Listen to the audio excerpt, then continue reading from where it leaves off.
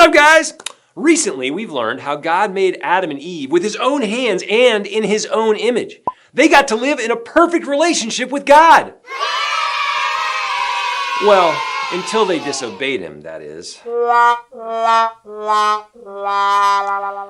When Adam and Eve disobeyed God, that's the first time that we see sin, which is anything we think, say, or do that disobeys God.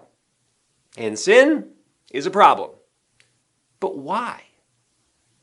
Well, because our sin separates us from having the kind of relationship with God that he created us to have. But even though Adam and Eve sinned, God never stopped loving them. And he had great plans for their lives and for those that came after them. One of those people was Noah. The people in Noah's time were evil. So God chose to destroy the whole earth with a flood. But because Noah was faithful to God and was not evil, God chose to save Noah, his family, and a bunch of animals. After months and months of being in the ark, the flood went away and the people and animals came out onto dry land. And then God made a covenant, or special promise that lasts forever, with Noah. God promised to never again destroy the entire earth with a flood. Through Noah's true story, we can see more of God's plan in action. Many years later, God spoke to one of Noah's great-great-great-great-great-great-great-grandsons, a man named Abram. God told Abram to leave his home and journey to a place that God would show him. So, Abram and his family packed up their belongings and set off, even though they didn't know where God would lead them. God also made an incredible covenant with Abram. Do you remember what I said a covenant is? Yeah, it's a special promise that lasts forever. So listen to what God promised Abram. Sometime later, the Lord spoke to Abram in a vision and said to him, "Do not be afraid, Abram, for I will protect you, and your reward will be great. You will have a son of your own who will be your heir." And then the Lord took Abram outside and said to him, "Look up into the sky and count the stars if you can. That's how many descendants you will have." That's the first part of Genesis chapter 15. That is incredible. How many of you have ever looked up at a night sky full of stars?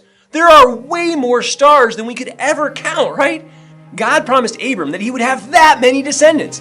Not just children, but grandchildren, great-grandchildren, great-great-grandchildren, and, well, you get the picture. So many people that can trace their family tree all the way back to Abram. That is a super huge promise.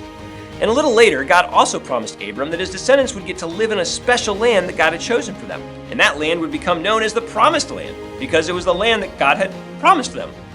But there was a gigantic problem. Abram and his wife Sarai, they had no children.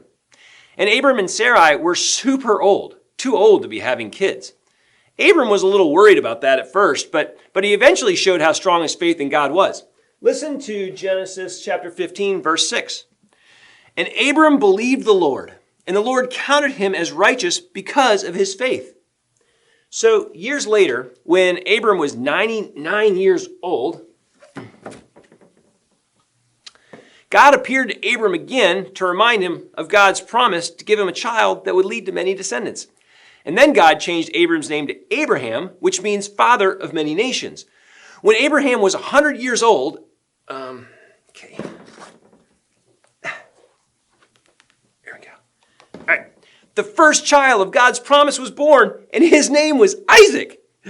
All right.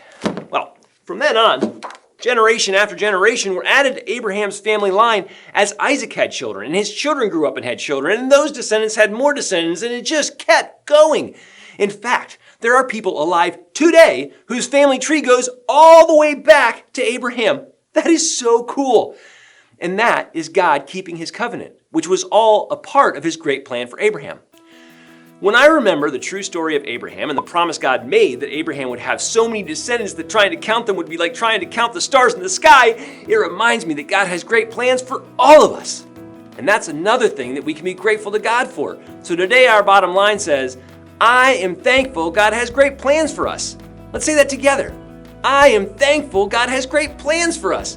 In Jeremiah 29:11, God tells us this, "For I know the plans I have for you, says the Lord. They are plans for good and not for disaster, to give you a future and a hope." Sure, bad things sometimes happen because of the sin in this broken world. And we may not ever get everything we think we want. And we also may not always know every detail of what God has in store for our future, but His plan is what's best for us. And like Abraham, we can believe in God, follow Him wherever He may lead us, and trust His plan. Wow, the more I think about it, the more grateful I feel. I am so thankful God has great plans for me, for us. Let's say our bottom line again. I am thankful God has great plans for us. All right, guys, I'll see you next time.